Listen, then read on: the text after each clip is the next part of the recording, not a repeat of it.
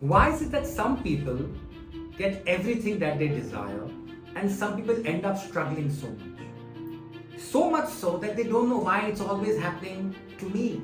It's as if I'm driving in the wrong lane. I'm driving on the wrong side. You put in all the effort, you work hard, you put in all the effort, you do all the right things, but you yet keep hitting roadblocks. Relationships end on heartbreak. Money doesn't stay, you can't save, it slips through your fingers. What if I told you today that there's a hidden force that's guiding and taking control of all of this? All of these patterns are being controlled by something you have absolutely no idea. It's something that you know, you've heard of, but you haven't understood. What I'm going to do today is talk to you about karma. Yes, karma. It's something that we have been told about since our birth. The Gita talks about it, or religious scriptures talk about it. As a Hindu, I was always told that karma is really important. What really is karma? How does karma work? How does karma play out my life? Or why is this my karma? Why is it that only I have attracted this karma, my sister, my parents, my uncles, my aunts, as being part of the same family haven't attracted it? Today, when you understand karma, you will also understand how you can finally break free of all of these cycles. And you can start building the life that you deserve.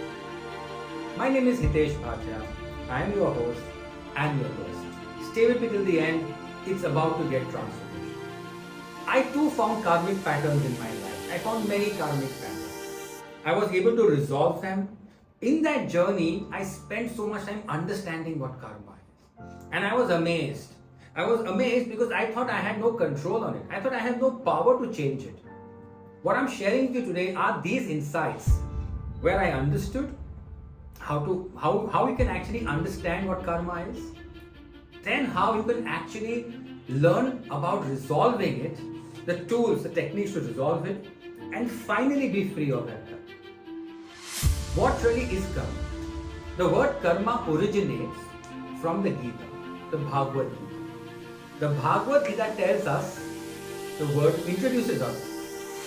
The Bhagavad Gita introduced the word karma to mankind. It's so interesting that even the British couldn't find another word for it. They found words for many other English words or many other Hindi words or Sanskrit words, but they couldn't find an equivalent for karma.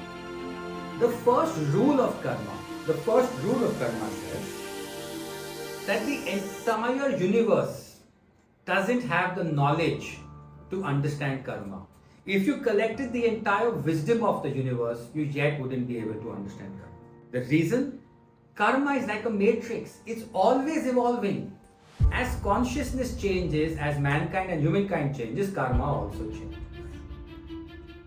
Are there multiple types of karma? Yes. There are predominantly 4 types of karma, but there are many more other than those 4 types of karma. There is Sanchita, Prabhadhama, Agami, and so on, but I'm not going to get into those because you can find that information on Google. What I'm going to talk to you about, where does karma come from and how does it impact your life? There are 3 types of karma that we observe when we work with our clients and when I work with people within our community. One of them is ancestral karma. The second is a soul plan karma. And the third is a karma from past lives. Let's begin by understanding the karma from past lives. To better explain this, I'm going to give you a simple example. There's a war. In the war is a soldier.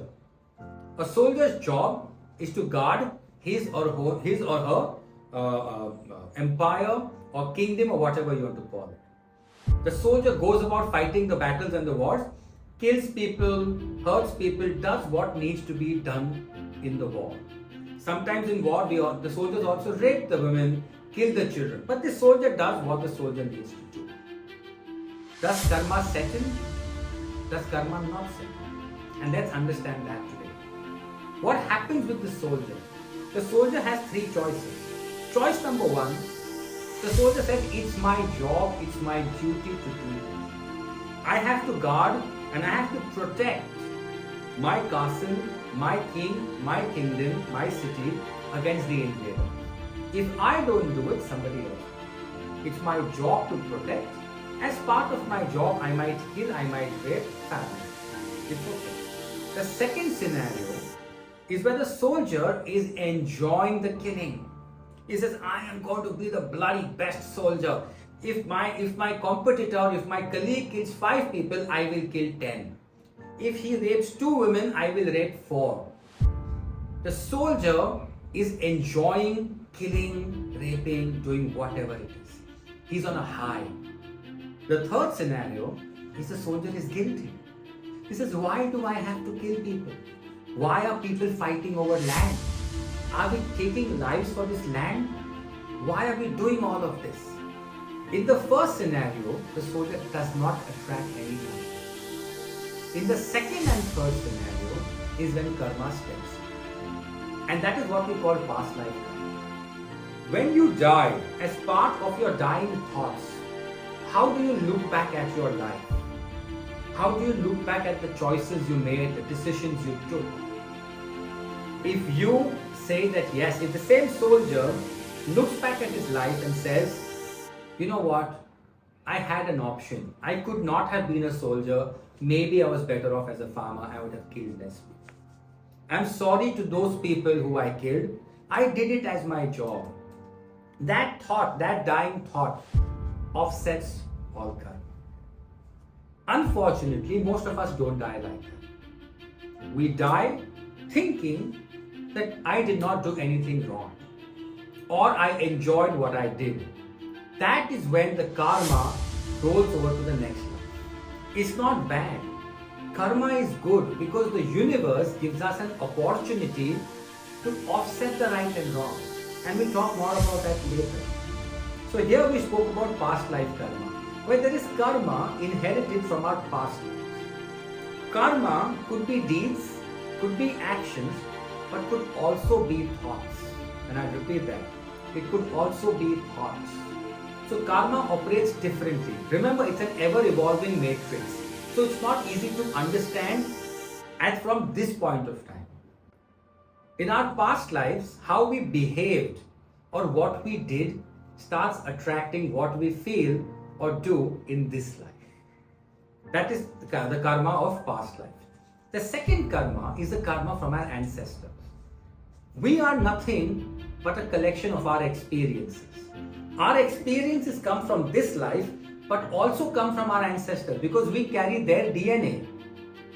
I might not only look like my grandfather, but I also carry his experiences because I am made up from the cells of my grandparents. So we also inherit ancestral karma. We inherit their ancestral trauma. We inherit their ancestral patterns. We inherit everything that they did not deal with or they had to go. So that is the second type of karma, where it is not from your past life but from your ancestors. The third type of karma is what we call from the soul or the soul plane. When our soul or our spirit is what we call the interspace, it's between two lives. There's a past life, and before this life, there is what we call the interspace. Time doesn't exist in that realm. In that space, the soul looks back at its many past lives, its many ancestral patterns, and it decides, I have to use this life to negate the karma. Look at karma like a balance sheet. If the balance sheet at the end of the year is not in sync or is not aligned, then the whole accounting system is wrong. So the soul chooses to go through these karmic patterns to negate the karma. So past lives, ancestral and soul. How do you know which karmic pattern you're carrying? First. Second, how do I resolve this? We all know that karma is a bitch. What I'm going to do today is give you a couple of tricks and a couple of tools to resolve this karma. Before I give you those tricks, let me know in your comments, let me know in your views, have you experienced karmic issues? Have you done some work with karma? Before we go to those tips, one important point. There's something called the karmic pressure cooker. Yeah, it's called the karmic pressure. It's a term I learned when I was studying regression therapy. A karmic pressure cooker is when you have no choice. Life after life after life, you have been in a stage where you've just been killing, you've been enjoying it. You're always saying, I love being the bad guy. I love killing, I love being mean to people, it gives me a high. At some point of time, the universe will say no. Because the universe works on balance. It says no. This has to stop. At that point of time, you get a life where you have no choice. You have no options, you have to suffer. The good part about that, if you are watching this video, you are not in the karmic pressure cooker. Because you have no choice, you have to suffer this whole life and you have to go through that pain. You are not given any awareness to resolve the karmic pressure cooker. If you are watching this video, then you've been given the choice. You've been given the awareness by your ancestors, by your past lives, by your soul guides, that you have an option to resolve this karmic pattern by watching this video or by doing any of the things that I'm telling you. So how do you resolve that? Step one, we start observing. What do we observe? We observe that do we have patterns in our life? Do we have things that are repeating again and again with no choice? Where are these patterns coming from? I don't know. I'm trying everything. But the same pattern keeps repeating. If it repeats in your ancestral lineage, it's probably an ancestral pattern. If you are the only one who sees the pattern, then it could be that it's a past life. But start by observing these patterns. The second thing, understand, are there areas in your life where you have no control? Are there areas in your life where you want to go right, but you end up going left? You're saying, I'm such a good guy, I'm doing all the good things, I'm doing all my good deeds, yet I don't see success. I'm working hard in my relationship, but it yet fails. These are things, when areas in your life where you have absolutely no control. That could be karmic. The third thing, do you often end up feeling bad about things? You feel really sad, why is this happening in my space? Why is it that I am observing patterns? Why is it that I understand that there is no control in my life? That too could be karmic. The ways to resolve them, acknowledgement, understanding and observing them is the first step to resolution by using tools that you can find in my other videos such as Ho'oponopono, affirmations, or if you think that you really want to speeden things up, you want to take the fast route to success, it's good time to visit a therapist. Visit a regression therapist, visit someone who is trained to work with karmic patterns, someone who can help you go back to the past, whether ancestral, whether past lives, and help you release the karmic attachments, release whatever it is that you've bought into this life. Maybe you might need to do some rituals, might need to do some things. For example, one of my karmic past lives taught me that I had to feed 101 poor kids. I had done something bad in that life, so I went ahead and I fed 101 kids in an orphanage. To me, that helped resolve and negate a lot of the past. I hope this video helps you by giving you the insights that life can be beautiful. We don't need to be stuck with our karmic patterns. We don't need to really blame karma. Karma is a bitch, yes, but that's not always true.